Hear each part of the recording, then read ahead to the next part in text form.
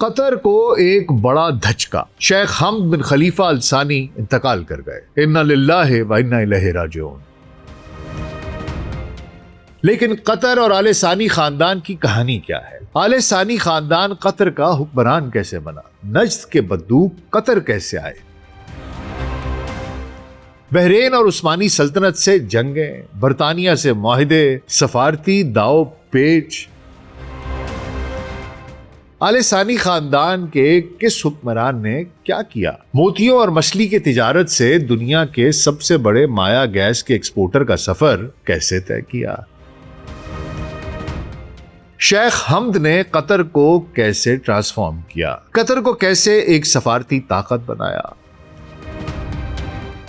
Al Jazeera, قطر year ویز، sovereign fund, شیخ حمد کے vision نے قطر کو جیو پولیٹیکل چیس بورڈ کا ایک اہم مہرہ بنا دیا۔ آج قطر کو کن کن چیلنجز کا سامنا ہے؟ کیا قطر اپنی تاریخ کے بدترین بحران سے نکل پائے گا؟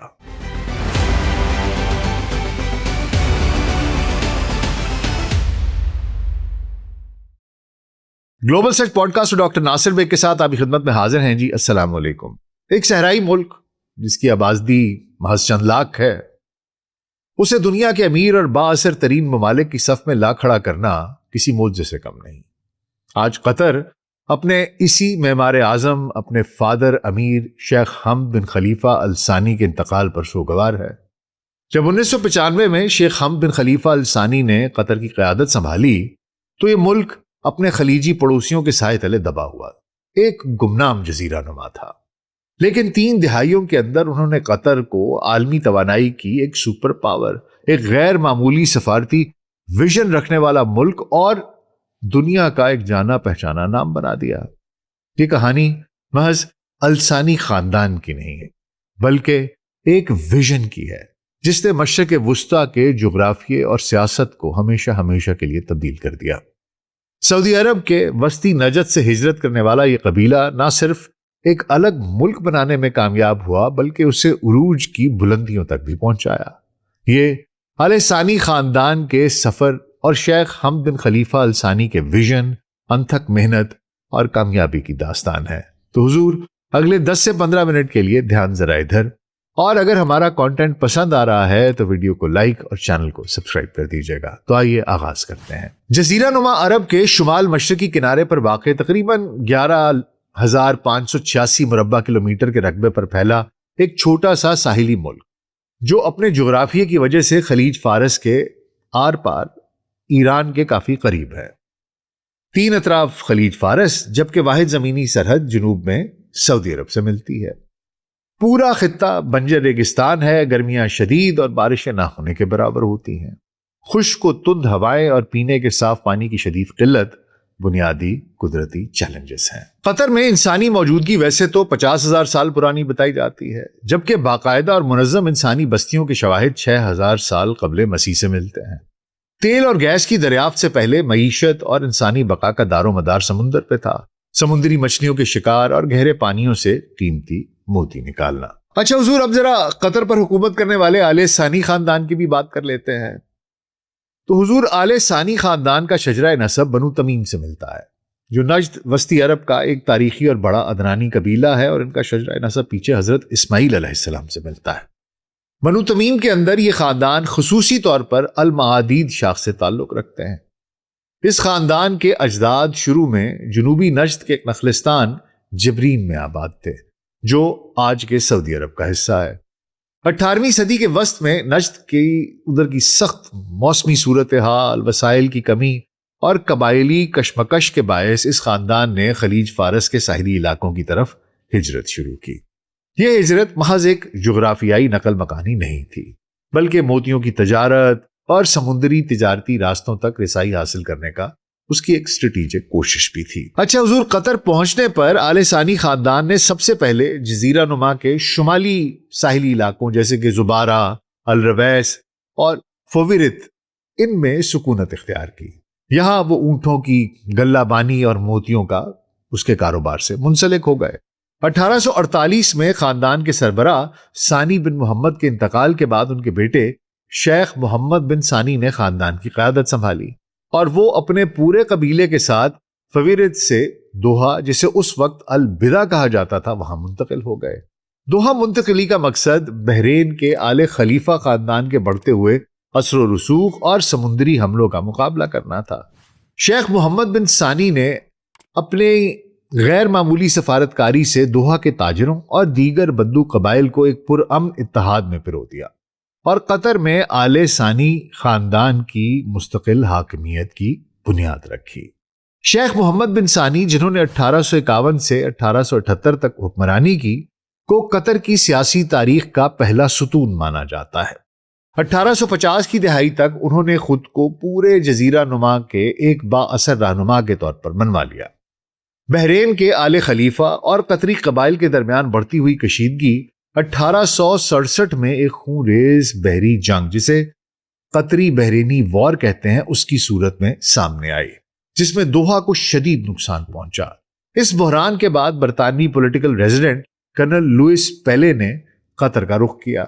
12 ستمبر 1868 کو شیخ محمد بن ثانی اور برطانیہ کے درمیان پہلا باقاعدہ معاہدہ ہوا۔ اس معاہدے کے تحت برطانیہ نے بحرین کے قطر پر دعوے کو مسترد کر دیا اور یہ دعویٰ مسترد کرتے ہوئے انہوں نے آل ثانی کو قطر کا جائز اور خود مختار حکمران تسلیم کر لیا۔ یہیں سے قطر کی ایک الگ سیاسی شناخت کا آغاز ہوا اور قطر ایک الگ سیاسی اکائی کے طور پر دنیا کے نقشے پر ابھرا۔ اچھا حضور، اس کے بعد شیخ جاسم بن محمد الثانی، ان کا دور آتا ہے جن کا کہ پیریڈ بنتا ہے 1878 سے 1913 تک کا۔ اچھا، شیخ جاسم بن محمد الثانی کو جدید ریاست قطر کا حقیقی بانی بھی تسلیم کیا جاتا ہے۔ انہوں نے اقتدار سنبھالتے ہی قطر کے سرکش قبائل کو عسکری قوت اور سیاسی حکمت عملی سے متحد کیا۔ شیخ جاسم بن محمد الثانی کے دور میں عثمانی سلطنت نے قطر پر اپنا مکمل انتظامی کنٹرول قائم کرنے کی کوشش کی۔ پہلے ان کا پارشل کنٹرول ہوتا تھا، ایک اگریمنٹ تھا، لیکن انہوں نے کوشش کی کہ ہم مکمل انتظامی کنٹرول قائم کر لیں اور دوحہ کے قلعے پر فوج تعینات کر دی۔ عثمانی گورنر مدحت پاشا نے شیخ جاسم کو گرفتار کرنے کی دھمکی دی تو قطری غیرت جاگ اٹھی۔ مارچ 1893 میں دوحہ کے مغرب میں واقع وجبہ کے مقام پر قطری بدو فورسز اور عثمانی فوج کے درمیان فیصلہ کن جنگ ہوئی۔ شیخ جاسم نے اپنی مؤثر عسکری حکمت عملی کے باعث عثمانیوں کو شکست سے دوچار کر دیا۔ اس فتح نے آل ثانی خاندان کی داخلی مقبولیت اور خود مختاری پر ہمیشہ کے لیے مہر تصدیق ثبت کر دی۔ اچھا حضور، اس کے بعد پہلی جنگ عظیم کا دور شروع ہو گیا۔ پہلی جنگ عظیم کے بعد عثمانی سلطنت کا خاتمہ ہو گیا۔ 3 نومبر 1916 کو شیخ عبداللہ بن جاسم الثانی نے برطانیہ کے ساتھ ایک جامع پروٹیکٹوریٹ معاہدہ کر لیا، جس کے تحت قطر برطانوی سرپرستی میں چلا گیا۔ 1930 کی دہائی میں جب جاپانی مصنوعی موتیوں کی وجہ سے قطر کی معیشت تباہی کے دہانے پر پہنچ گئی تو 1939 میں دخان کے مقام پر قطر میں خام تیل کا پہلا کنواں دریافت ہو گیا۔ اگرچہ دوسری جنگ عظیم کی وجہ سے تیل کی باقاعدہ برآمد 1949 میں شروع ہوئی، لیکن اس دریافت نے قطر کو غربت کے اندھیروں سے نکال دیا۔ 1971 میں پھر ایک اور واقعہ ہوا حضور، برطانوی انخلا۔ دراصل 1960 کی دہائی کے آخر میں برطانیہ نے جو سویز کینال ہے، سویز نہر ہے، اس کے مشرق سے اپنی تمام افواج اور نوآبادیاتی نظام کو ختم کرنے کا اعلان کیا۔ ابتدائی طور پر قطر، بحرین اور جو موجودہ متحدہ عرب امارات ہیں، اس کی جتنی بھی امارات ہیں، انہوں نے مل کر ایک فیڈریشن یہ چاہتے تھے کہ بن جائے، لیکن مذاکرات ناکام ہو گئے۔ بڑی کوششیں کی کہ ایک ملک بن جائے، لیکن نہیں ہو سکا۔ چنانچہ 3 ستمبر 1971 کو امیر قطر شیخ احمد بن علی الثانی کے دور میں قطر نے باقاعدہ طور پر ایک آزاد اور مکمل خود مختار اسلامی ریاست بننے کا اعلان کیا اور اسی سال اقوام متحدہ کا حصہ بھی بن گیا۔ اچھا حضور، جب قطر نے 3 ستمبر 1971 کو برطانوی تسلط سے مکمل آزادی کا اعلان کیا تو اس وقت حکمران شیخ احمد بن علی الثانی تھے۔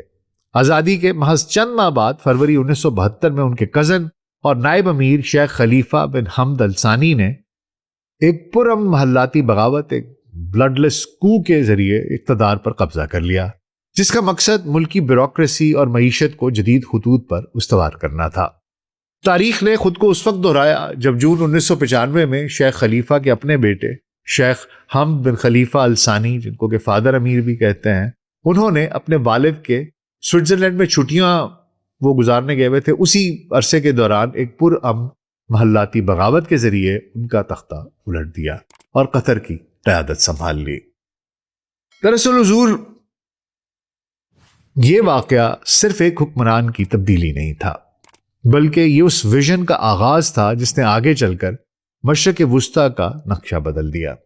شیخ حمد نے ایک ایسے گمنام جزیرہ نما کی باغ ڈور سنبھالی تھی جو اپنے خلیجی پڑوسیوں خصوصاً سعودی عرب کے سیاسی اور سیکیورٹی سائے تلے دبا ہوا تھا، اور جس کے شہری روایتی طرز زندگی تک محدود تھے۔ لیکن شیخ حمد نے فیصلہ کیا کہ وہ قطر کو تاریخ کے حاشیے سے نکال کر عالمی سیاست کے مرکز میں لا کھڑا کریں گے۔ ان کی اس عظیم تبدیلی، ٹرانسفارمیشن کا سب سے بڑا محرک قطر کا نارتھ فیلڈ بنا، جو دنیا کا سب سے بڑا قدرتی گیس کا ذخیرہ ہے۔ پڑوسی ممالک کے برعکس قطر کے پاس تیل کے ذخائر معمولی تھے، بہت کم تھے، لیکن شیخ حمد نے ایک تاریخی اور جرأت مندانہ قدم اٹھایا۔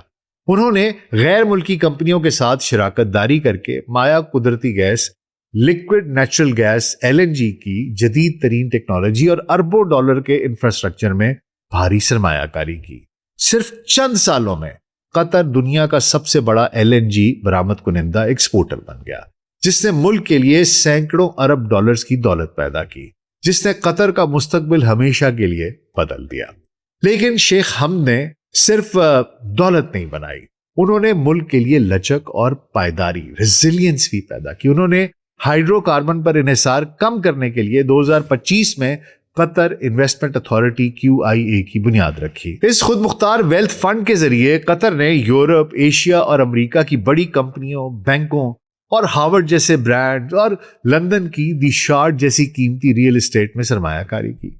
اس کا نتیجہ یہ نکلا کہ قطر کا شمار دنیا کی بلند ترین فیکس GDP یعنی کہ پر کیپٹا GDP والے ممالک میں ہونے لگا، اور اس کے مالیاتی اثاثے ملکی سرحدوں سے بہت آگے نکل گئے۔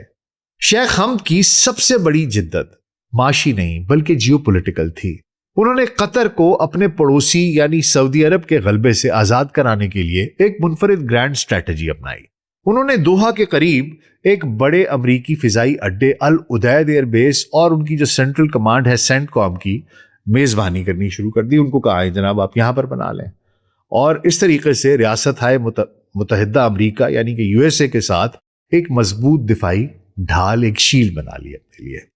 اس کے ساتھ ہی انہوں نے الجزیرہ میڈیا نیٹ ورک بنا لیا، اس کی بنیاد رکھی، جو کہ پورے عرب کا جو جتنا بھی میڈیا تھا اس کا مزاج ہی بدل دیا، اس کے رخ کو بدل دیا۔ پہلی دفعہ تھا انگریزی کانٹینٹ، امپارشل کانٹینٹ، ایک زبان مل گئی ایک پورے کے پورے خطہ عرب کو۔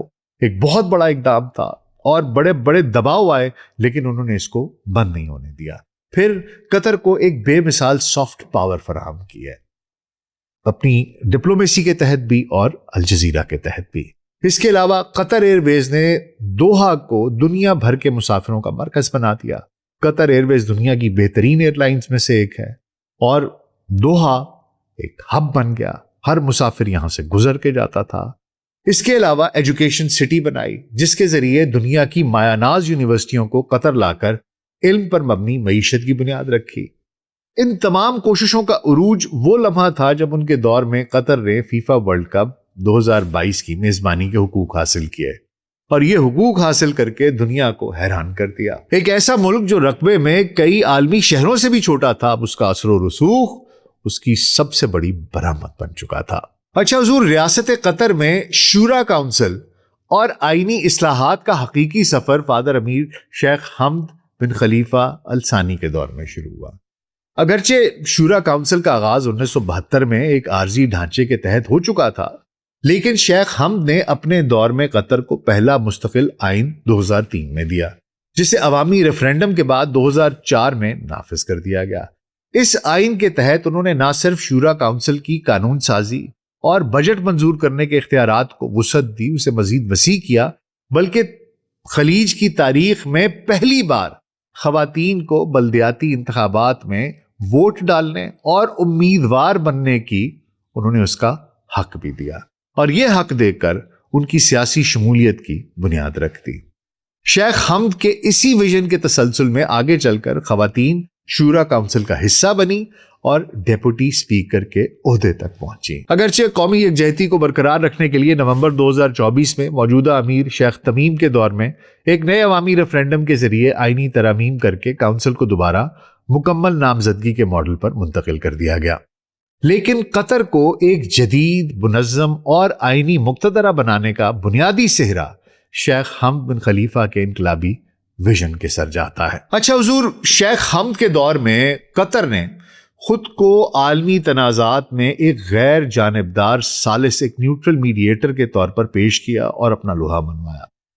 دوحہ میں امریکی فوجی ہیڈ کوارٹر سینٹ کوم سے محض چند کلومیٹر کے فاصلے پر بالکل قریب ہی آپ کو طالبان کے سیاسی رہنماؤں کے دفاتر بھی مل جاتے تھے، اخوان المسلمین کی شخصیات بھی مل جاتی تھیں، حماس بھی مل جاتی تھی، اور اس کے علاوہ مختلف باغی گروہوں کے انہوں نے دفاتر قائم کروا دیے۔ قطر کا فلسفہ بالکل سادہ تھا، دنیا کی ہر طاقت اور گروپ کے ساتھ اپنے تعلقات اس حد تک مخلصانہ اور مضبوط رکھو کہ کوئی بھی آپ پر حملہ کرنے کی جرات ہی نہ کر سکے۔ 50 سالوں کے اندر قطر ایک گمنام اور بنجر جزیرہ نما سے نکل کر بزنس، میڈیا، توانائی، ثقافت، سیاحت اور عالمی سیاست کے ایک وسیع نیٹ ورک کا مرکز بن گیا۔ یہ خود کو اتنا اہم بنانے کی ایک سوچی سمجھی طویل المدتی حکمت عملی تھی کہ کوئی آپ کو چھو بھی نہ سکے۔ آپ کے سب کے ساتھ تعلقات ایسے ہوں کہ ہر کسی کو پتا ہو کہ نہیں، یہ نیوٹرل ہے، ہمیں اس کی کبھی بھی ضرورت پڑ سکتی ہے، ہمارا کسی کے ساتھ پھڈا ہوا تو یہ صلح کرا سکے گا، ثالثی کرا سکے گا، یہ ٹھیک آدمی ہے، یہ ٹھیک ملک ہے۔ So this was the concept and they were quite successful in doing that. حضور، جون 2013 میں شیخ حمد نے ایک اور تاریخی اور غیر معمولی فیصلہ کیا جب انہوں نے اپنی زندگی میں ہی رضاکارانہ طور پر اقتدار اپنے بیٹے موجودہ امیر شیخ تمیم بن حمد الثانی کے سپرد کر دیا۔ ایک ایسے خطے میں جہاں اقتدار کی منتقلی ہمیشہ غیر یقینی صورتحال پیدا کرتی ہے، قطر نے سیاسی استحکام اور تسلسل کی ایک شاندار مثال قائم کر دی۔ آج قطر کے جتنے بھی بڑے اور بنیادی ادارے ہیں وہ اسی ویژنری عمارت پر کھڑے ہیں جس کی بنیاد شیخ حمد بن خلیفہ الثانی کے عہد زرعی میں رکھی گئی تھی۔ حضور، شیخ حمد کے بعد بھی قطر کی ایک نیوٹرل میڈییٹر کی جو شناخت ہے وہ آج بھی قائم ہے۔ آج بھی آپ دیکھ لیجئے کہ ایران اور امریکہ کے درمیان اگر ثالثی ہو رہی ہے تو پاکستان کے ساتھ ساتھ ایک بہت بڑا فریق قطر ہے جو یہ چیزیں پاسبل کروا رہا ہے۔ شروع میں وہ کچھ نالان تھے ایران سے کیونکہ وہ نہیں چاہتے تھے کہ ایران پر حملہ ہو، لیکن ایران نے جو کچھ بھی کیا پھر آپ کو پتا ہے، اس کے باوجود انہوں نے میڈییشن کروائی اور جو اسلام آباد MOU تھا وہ سائن کروایا۔ بہرحال اس کا جو بھی حال چل رہا ہے جس پر ہم کل بات کریں گے، لیکن انہوں نے، قطر نے اپنی وہ جو ایک نیوٹرل میڈییٹر کی شناخت ہے وہ آج بھی ان کی اس طریقے سے قائم ہے۔ لیکن اس ملٹی ڈائمینشنل ڈپلومیسی کی حکمت عملی کو کئی دفعہ دھچکا بھی لگا۔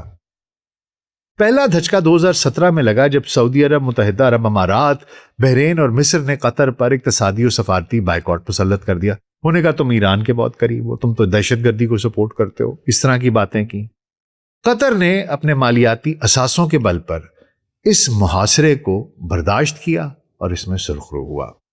پھر اکتوبر 2023 کے بعد قطر ایک بار پھر اسرائیل اور حماس کے درمیان دنیا کا سب سے بڑا اور اہم ترین ثالث بن کر ابھرا۔ لیکن واشنگٹن میں چچا ٹرمپ کے آنے کے بعد جیو پولیٹیکل حالات تبدیل ہو گئے اور کھیل کے قوانین بھی بدل گئے۔ اسرائیل نے فضائی حملہ کر کے دوحہ کے اندر حماس کے دفتر کو نشانہ بنایا، وہ بھی تب جبکہ وہ مذاکرات کی تیاری کر رہے تھے، اور امریکہ آل ادید ایئر بیس میں بیٹھا دیکھتا رہا، جو قطر کے لیے دوسرا بڑا دھچکا تھا کہ یہ کیا ہو رہا ہے، کیونکہ ان کی پہلی بات تو یہ کہ یہ ایکسپیکٹیشن تھی کہ وہ تو میڈییشن کروا رہے ہیں اور انہی کے امریکہ کی ایما پر یہ مذاکرات چل رہے تھے اور انہی کے کہنے پر حماس وہاں پر موجود تھی، اور امریکہ بالکل چند کلومیٹر دور آل ادید ایئر بیس پر بیٹھا تھا، لیکن اس کے باوجود اس نے کچھ نہیں کیا۔ یہ ان کے لیے ایک دوسرا بڑا دھچکا تھا۔ اچھا حضور، زندگی میں ہوتا کیا ہے کہ کبھی کبھی آپ جسے اپنی سب سے بڑی طاقت سمجھ رہے ہوتے ہیں نا، وہی آپ کی سب سے بڑی آزمائش بن جاتی ہے۔ قطر جس سینٹ کام ہیڈ کوارٹرز اور العدید ایئر بیس کو اپنے دفاع کی سب سے بڑی ضمانت سمجھتا تھا، وہی اس کے لیے سب سے بڑی آزمائش کا سبب بن گئی۔ اور حضور ایسا ہی کچھ قطر کے ساتھ بھی ہوا۔ حالیہ امریکہ ایران جنگ کے دوران ایران نے نہ صرف امریکی سینٹ کام اور العدید ایئر بیس کو نشانہ بنایا، بلکہ قطر کے گیس انفراسٹرکچر پر بھی میزائل داغے۔ ان کی راس لفان جو گیس فیلڈ ہے اس پر وہ حملے کرتے رہے میزائلوں سے، جس سے اس کی پیداواری صلاحیت کا ایک بڑا حصہ متاثر بھی ہوا۔ اور حضور صرف یہی نہیں، ایران نے آبنائے ہرمز جو اسٹریٹ آف ہرمز ہے اس کو بھی بلاک کر دیا۔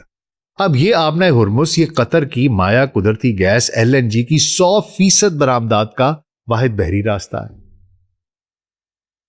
قطر کی دہائیوں کی منصوبہ بندی، کھربوں ڈالرز کی سرمایہ کاری اور نازک سفارت کاری جس میں اس نے دہائیاں لگائی تھیں، یہ سب کی سب ایک لمحے میں بحران کی زد میں آ گئی۔ آج قطر کو تاریخ کے سب سے بڑے جیو پولیٹیکل چیلنجز کا سامنا ہے۔ امریکہ اب ایک ایسٹ نہیں رہا، لائبلٹی بن گیا ہے۔ اس کی وجہ سے وہ خود ہدف بن رہا ہے۔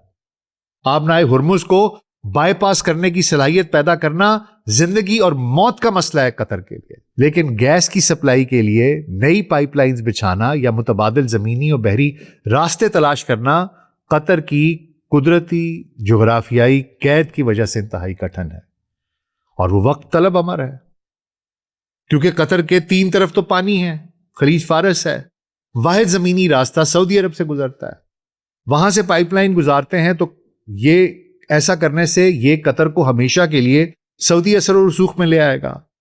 وہ تو ہاتھ کاٹ کے سعودی عرب کو دینے کی بات ہے، اور کوئی رستہ ہے نہیں۔ یہ ایک بہت بڑا ان کے لیے چیلنج ہے۔ پھر ملک کا دفاع ایک الگ وجودی مسئلہ بنا ہوا ہے، جس کے لیے قطر اب اس کو پتہ ہے کہ میں امریکہ پر انحصار نہیں کر سکتا، اور امریکہ کی یہاں پر موجودگی جو پہلے اس کے دفاع کی، اس کی حفاظت کی ضمانت تھی، وہی اب اس کی ولنریبلٹی بن رہی ہے۔ اب پاکستان کے ساتھ دفاعی معاہدے کی بازگشت سنائی دے رہی ہے، دیکھتے ہیں کہ کیا بنتا ہے۔ اوور آل یہ قطر کے لیے حضور بہت ہی مشکل وقت ہے۔ ایسے وقت میں شیخ حمد بن خلیفہ الثانی جیسے زیرک اور تجربہ کار رہنما کی قطر کو اشد ضرورت تھی۔ شیخ حمد بن خلیفہ الثانی اب اس دنیا میں نہیں رہے، لیکن ان کی میراث دوحہ کی فلک بوس عمارتوں، قطر انویسٹمنٹ اتھارٹی کے عالمی اثاثوں اور دنیا بھر میں گونجنے والی قطر کی سفارتی آواز کی صورت میں ہمیشہ زندہ رہے گی۔ قطر ان کی سفارتی کامیابیوں سے سبق سیکھتے ہوئے اس بحران سے نکلنے میں کامیاب ہوتا ہے یا نہیں، یہ تو وقت ہی بتائے گا۔ آپ کا اس بارے میں کیا خیال ہے؟ مجھے کامنٹس میں ضرور بتائیے گا۔ اپنا بہت خیال رکھیے گا۔ شکریہ۔